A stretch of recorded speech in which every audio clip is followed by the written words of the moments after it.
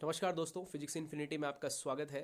दोस्तों, आप सभी जानते हैं कि फरवरी महीना चल रहा है और परीक्षाएं आने वाली हैं। 10वीं और 12वीं की सीबीएसई बोर्ड की परीक्षाएं जल्दी ही 10 से 15 दिनों में शुरू होने वाली हैं।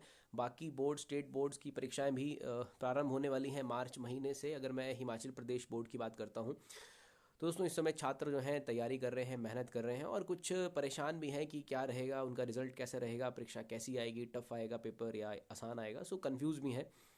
लेकिन इसी बीच मैंने एक बात ऑब्जर्व की है इंस्टाग्राम पे और भी अदर जो प्लेटफॉर्म्स हैं सोशल मीडिया के।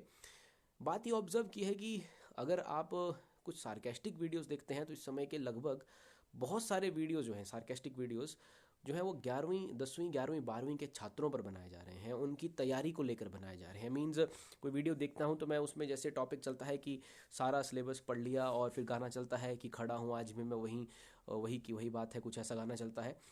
तो इससे क्या है कि अगर कोई स्टूडेंट जो है उसको देख रहा है तो वो उसके साथ खुद को रिलेट कर लेता है कि मैं भी वहीं खड़ा हूँ जहाँ से मैंने शुरुआत की थी। और वो अपने साथ ही सारी उन भावनाओं को लेकर के अपनी तैयारी में और ज़्यादा रुकावट उसको आती है। तो मैं कहना चाहूँगा कि स्टूडेंट से कि आप ऐसे वीडियो ना ही देखें, ऐसे सार्केस्टिक वीडियोस जो ऐसा लगे आपको कि ये तो आप ही हैं, ये तो आपने ही ऐसी तैयारी करके रखी है कि आप पूरी तैयारी करने के बाद भी वहीं खड़े हैं अभी तक। ऐसे वीडियोस को बिल्कुल ना देखें दोस्तों। आपको अपने पढ़ाई के ऊपर फोकस करना है, स्टिल आपके पास बहुत टाइम है। और अभी मैंने एक बात ऑब्जर्व और भी की कि मैं जो सैम्पल पेपर्स होते हैं, इन सैम्पल पेपर्स को जो ऑब्जर्व किया जाता है तो सैम्पल पेपर्स कुछ पब्लिशर बहुत ही डिफ़िकल्ट जो है वो डाल देते हैं। होता है कई बार पेपर रियलिटी में टफ तो आते ही हैं, ऐसी बात नहीं है। बच्चों के पॉइंट ऑफ व्यू से देखा जाए तो पेपर टफ ही होता है। लेकिन ऐसा कई बार ज़रूरी नहीं कि आप बहुत ज़्यादा हार्ड पेपर अपने सैम्पल पेपर्स में डालें और बच्चे उसको देख के घबराएं और वो ज़ीरो ही हो जाए, बिल्कुल डीमोटिवेट हो जाए।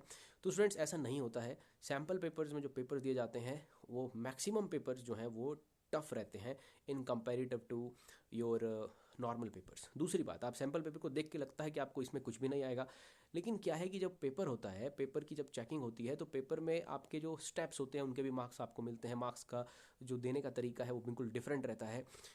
आप सैम्पल पेपर को देख के ये मत सोचिए कि मुझे ये क्वेश्चन बिल्कुल नहीं आता है, मैं इसको थोड़ा भी करूँगा तो मुझे कुछ भी मार्क्स नहीं मिलेंगे। तो ऐसा नहीं है, रियलिटी में चीज़ें कुछ और होती हैं। बच्चों के एफर्ट को बिल्कुल मार्क्स दिए जाते हैं। तो उन सैम्पल पेपर्स को देख के आप घबराइए मत।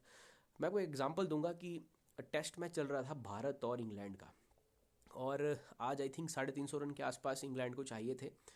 और आपने देखा होगा कि इंग्लैंड के एक प्लेयर ने जो है, शायद आपने कहाँ देखा होगा, आप तो पढ़ाई कर रहे होंगे, लेकिन इंग्लैंड के एक प्लेयर एंडरसन, बहुत ही महान गेंदबाज, उन्होंने आज के देखिए, आज उनको 350 रन के आसपास शायद चेज़ करना था। और पिछली रात को वो स्टेटमेंट देते हैं कि हमारे कोच ने हमें कहा है कि हम तो 600 भी चेज़ कर सकते हैं, 600 भी हमारे लिए कोई टारगेट नहीं है, हम 600 की तैयारी कर रहे हैं कि इंडिया 600 भी बनाते तो हम वो भी चेज़ करेंगे। 350 क्या है, देखिए उससे माइंडसेट क्या होता है। मैं एज अ क्रिकेट प्रेमी, क्रिकेट खिलाड़ी, भारतीय फ़ैन होने के नाते मुझे थोड़ी देर के लिए कंसर्न हुआ कि ये तो 600 के लिए टारगेट कर रहे हैं, तो डेफिनेटली ये 350 तो बना ही देंगे क्योंकि इनका टारगेट ही 600 का है। दोस्तों, उससे देखिए एज अ खिलाड़ी और एज अ इंडियन फैन मुझे चिंता हुई कि ये ऐसे कैसे हम उसको हरा पाएंगे, क्योंकि पिछले मैच में भी हमने हार झेली है। उन्होंने दूसरी इनिंग्स में शानदार बल्लेबाजी की थी। लेकिन आपने आज देखा कि क्या हुआ, 100 रन से इंग्लैंड हार गया है, ठीक है। इट मीन्स दैट कि कई बार कई चीज़ें प्रेशर क्रिएट करती हैं। उसने वो स्टेटमेंट दिया प्रेशर क्रिएट करने के लिए ताकि इंडियन बॉलर जो है पैनिक हो जाए, बट वो इंटरनेशनल खिलाड़ी हैं, लेकिन कुछ हद तक वो भी पैनिक होते होंगे ऐसी स्टेटमेंट से, जो जानबूझकर वो लोग देते हैं कि हमने 600 चेज़ कर लेना है, ये तो 350 है, हमारी माइंडसेट वैसा है।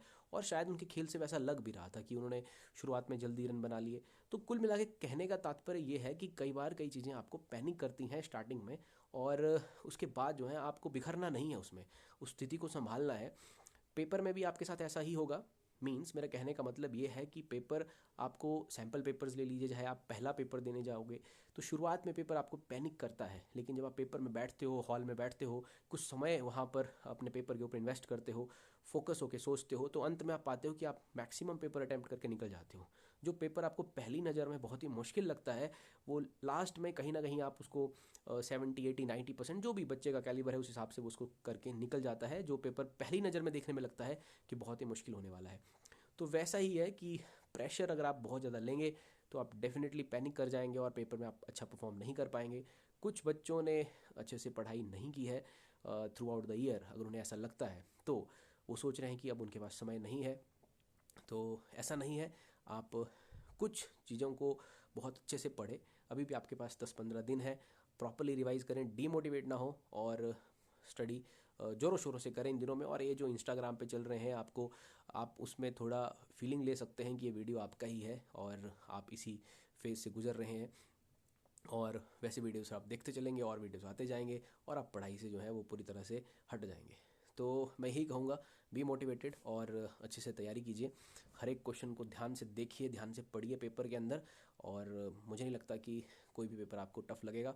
इन्हीं शब्दों के साथ जय हिंद, जय भारत,